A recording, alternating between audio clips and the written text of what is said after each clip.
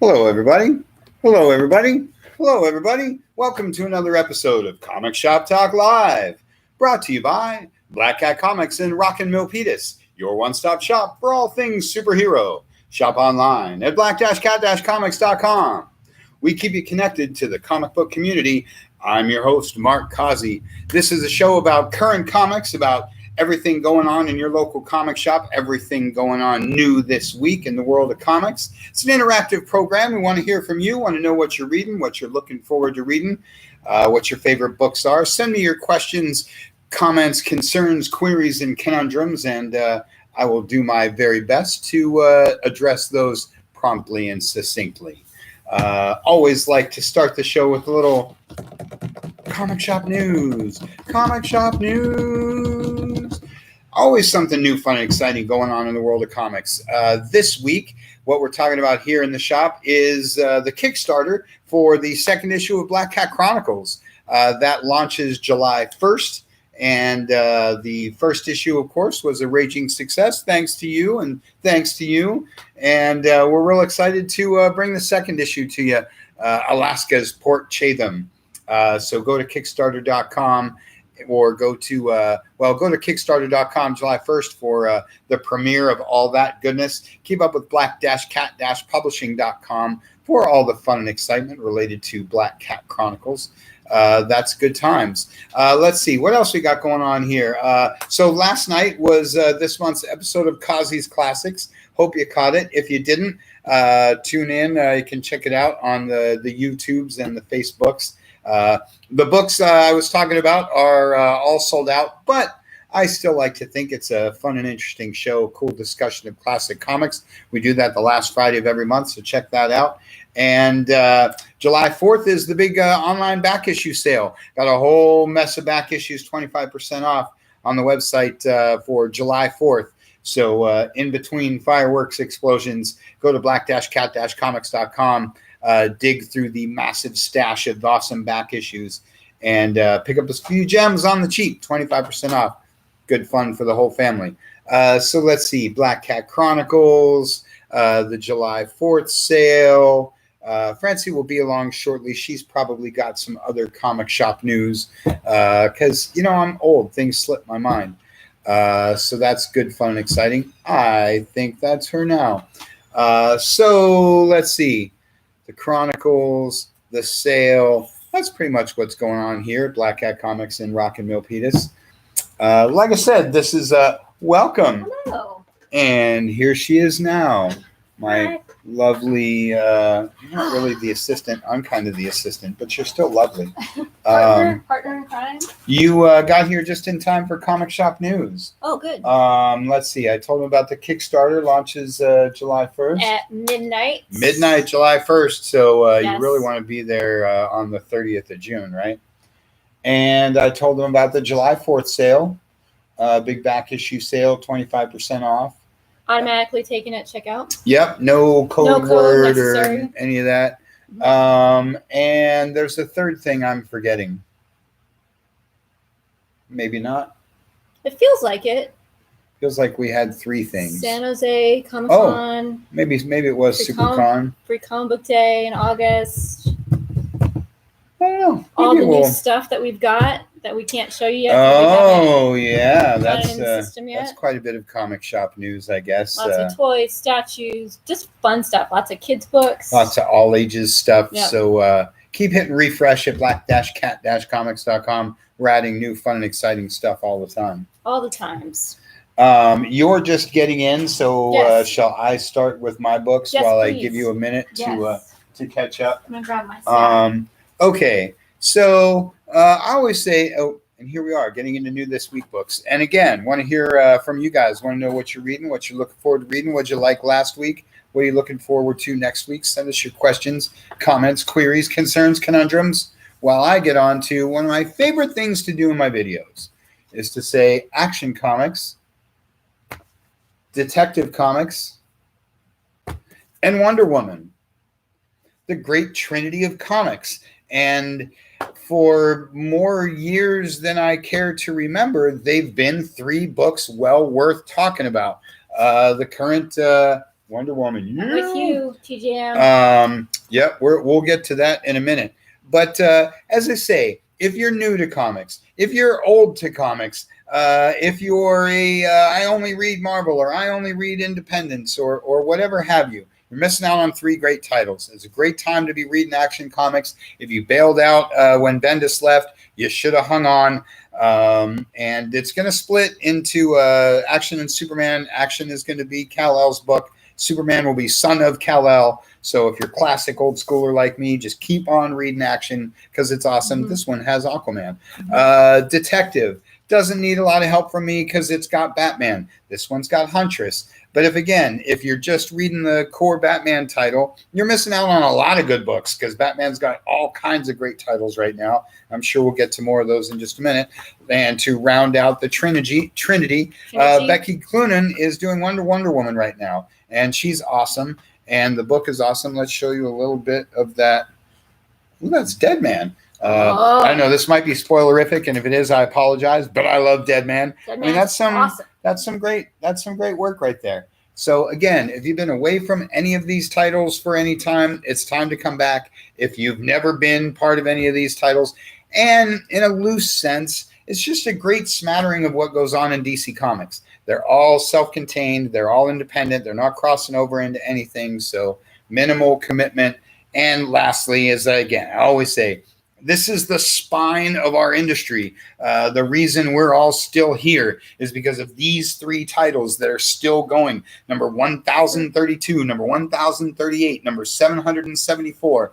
And she's only that far behind because these books have been weekly since the dawn of time, and her book's never been weekly. So anyway, I love it when they all 3 come out in the same week. I love to take the opportunity to get everybody to read these 3 books. And right now it's not just a pitch. It's really good. The material is really solid. So check those out. So speaking of TJM, yep, that's top of my stack this week is one of the 3 covers we got for Wonder Woman, Black and Gold. So if you've been reading Superman Red and Blue, Batman Black and White, this is now Wonder Woman's Black and Gold. So these are little anthologies that have 3 to 5-ish mini stories in them, different artists and writer teams. And it's fun. It's not going to change your world. It's not going to blow you away, but some of it is really just great art, great story, simple, gets right down to the character. I mean, this Ryan Sook guy, he knows a thing or two about art. The covers are amazing. Do we have the other covers up here? That's the A cover down in the corner. This is another great cover. I think we sold out at this one. That's the other cover. Great stuff. So yeah, they're fun. I love seeing different people's interpretation of Wonder Woman, what aspect of her character they can tackle in a 3 to 5 page story arc. So the first story, I haven't read the whole thing, but the first story takes place it's about Diana's relationship with her mother, and it's very touching, and it's very practical, and it's very realistic, and it's very sweet. So it's a lovely tale. I haven't read the rest yet, but it's great. Who doesn't love touching, realistic, and sweet? Web of Spider-Man, did you read that one? I haven't read number 2, but since TJM's mentioning it, yes, Web of Spider-Man number 2. It's part of my tangent. I'm usually on an Amazing Spider-Man tangent right now, have been for the longest time. And Nonstop Spider-Man and now Web of Spider-Man totally joined that tangent. Since you mentioned it, I'll just throw it out there. Pick it up. I know it's got a lot of spec and all that kind of stuff. Number 2 is totally available. There will be a reprint of number 1, and it's just fun. It's fun to get an out of continuity Spider-Man book because Spidey's just fun to read that way. Good times. Awesome. Jumping back to this really quick. First, have to say any Steelers fan loves anything that's black and gold. Second, and less snarkily, I like this kind of stuff since that's the page you showed. I like the stylized sort of thing to this. Just like Terry and Rachel Dodson. Yes. I also like, the thing with the colorization. Oh, good. He just got him from us today. Oh, That's awesome. it highlights something very specific to a character or to the story or whatever. Right. Like that page, is all about the tiara and what the tiara means And the lasso. as a symbol. What the lasso means, what these different things. I remember a long time ago when they did a Sin City one, because of course everything Sin City is black and white, and then they did one that had red. And it highlighted her lipstick, her shoes, the blood. It's a really cool way of adding to the story without detracting from the script or weighing your script down. So anyway, I like these kind of things. They're going to do a Deadpool one. Dynamite's getting in on it with a Red Sonja one. Carnage too. There's a Carnage, black, white, and a Wolverine one. So anyway, it's good fun. Everyone's jumping on board. I love, again, the stylized art. I love anthologies because I have a short attention span. And they usually put both top talent and new talent in things like this. So that's always fun too. Well, we've talked about before how color is kind of like the background music in a movie in comics. It kind of creates the mood. It creates the feeling that you want the reader to have and invoke. And so when the color is so minimalist, it really does strike you what does have color. It's like hitting a really hard note on the piano, like, look at this right now. So it's a great thing to point out. It's a unique way of conveying emotion in a story. I like the piano metaphor. That's very apt. Dun-dun. Dun, dun, dun. Good fun. What else you got? Okay, I'm going to stay in the vein of DC for just a minute. I almost don't know which one to pick. I'm going to go with this one. Checkmate. Okay, so last night on Kazi's Classics, I referred to this being the 80th anniversary of Green Arrow. And I spotlighted a book that reprinted the one where he joins the Justice League. So what? So Checkmate is Green Arrow's new team. Green Arrow's book has been on hiatus for a bit, which is sad because I love Ollie and he belongs. He should have a space in the forefront of the DCU. That being said, he's traditionally not a Justice Leaguer because he comes into conflict with so much of what they do and what they believe in. He's a loner, Dottie, a rebel. Well, he's anti that sort of mentality that Superman rules the world because he's the most powerful. Ollie's a person who thinks people should run the world. And so he is got Checkmate going to sort of keep an eye on those superpowered people and make sure they stay in line. I'm excited because it's a team up. I think you can correct me. I think it's the first time we get the Alex Maleev, Brian Michael Bendis team up in the DC universe. Is that true? Am I lying? It's a continuation of that. They were together with Leviathan, the event Leviathan. But me and some guy named Fred were the only people who read that book. So you're partially right. This is the first team up that any of them will actually read. We'll call it the debut. But I love it when those two team up because the art, they're so in sync. They go together like peanut butter and jelly. That's super Brian true. Michael Bendis and Alex Maleev. Super Their true. Daredevil work, some of my favorite of all time. I think, Bendis brings out the best in Maleev. Maleev's a great writer, but Maleev's a great artist with other writers. But I think, like you say, they sync up really well and they get each other. So TJM's asking, who is the Skull guy? I guess you got to read it and find out, he says, because he doesn't know. I recall an old DC villain that it looks like. But again, I don't know. I don't remember. You might be thinking of Black Mask, and I don't think that's him. No, this guy I remember was like a gangster dude. Yeah. So, anyway. I don't know. I've been... Okay, that's the third page, so that's not a spoiler. Talia's in this one. Maybe she's on the cover.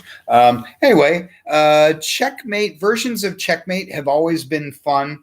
They go back through the history of DC quite a bit, running a little bit parallel to Suicide Squad. So I always grab a first issue Checkmate, anything with Green Arrow in it. So pick that up because it's fun. So you get me, Daniel. Hey, so what I read DC, but I have no idea. What is Checkmate? I have no clue. Who are they? What are they? Is it a group? Is it one person? What? It's a team. Traditionally speaking, Checkmate is a little as I described. In one incarnation or another, they tend to be the non-superpowered heroes of the DCU who form a team usually to police heroes more than to combat villains. It was checks and balances, thus right. Checkmate. Right. I get you. I get you. Yes, that's the deal. Okay. Is that they're the balance for when the heroes get out of control. This is probably the fourth incarnation. The latest one, either New 52 or in Rebirth, was almost like a Thunderbolts kind of thing. It was a team. What's his name? The guy from the new Wonder Woman movie. The old Justice League villain. Anyway, it was his sneaky way of amassing wealth and using superheroes for his own dubious goals. But now it's a thing of Ollie Queen, because Green Arrow is awesome. And Bendis and Malieve, as you said, you kind of want to pick up anything Bendis and Malieve. Thank you, Daniel Maxwell Lord. Yes, Maxwell Lord was running the previous version of Checkmate. That makes sense. And then, of course, hijinks ensued and bad things happened. And now, like I say, Green Arrow's getting on board with it. So that's a lot of fun. And I would encourage you folks to go back and read Event Leviathan, because it was really, really cool. It wasn't very action-packed. It was a crime mystery. And so Bendis gets accused of talking too much, which can be true. He's chatty. And the book was very, very chatty. But it was cool. The Question and Lois Lane, solving mysteries. It was fun, and it somewhat ties into this. So I would encourage you guys to go back and check some of that out. Sorry, while I'm on the bit, since he wrote this, I will say Bendis is also doing Justice League, and you should be checking out Justice League. I'm going to give this the hot and cold. I love Bendis. I love the Justice League. Justice League has been one of DC's best books for a long, long time. However, squeezing Black Adam into the Justice League is pandering for your movie universe, and I can't stand it. Yeah. Sorry, I had to get that off my chest. Yeah. Black Adam has no place in the Justice League. I don't care how good the story is, or how he's redeemed himself, or what you've done to Black Adam. He's one of the most sinister villains of the DCU and has no place in the Justice League. But read Justice League anyway, because it's Bendis and he's awesome. So that's my DC rant for the week. Okay, my turn. Yep. So, Batman Reptilian, if you haven't checked this out, it's by our local artist friend, Liam Sharp, and it's painted, and it's gorgeous. It harkens back to the Batman Arkham Asylum that Grant Morrison did with Dave McKean. Whew, I'm getting old. I got to pull those names out of my noodle. So it's very stylized.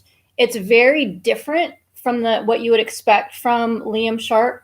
It's very dark, it's very gloomy, and it's very awesome sauce. So I would pick it up if you like horror and you like Batman stories. Not a lot of dialogue.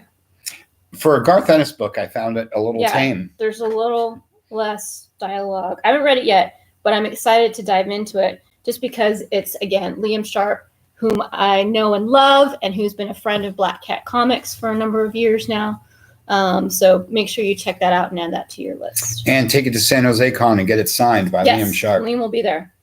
I really like the book. I'm a little hesitant to get into things from Garth Ennis because it's Garth Ennis. Because he's a little bit shocking, shall we say.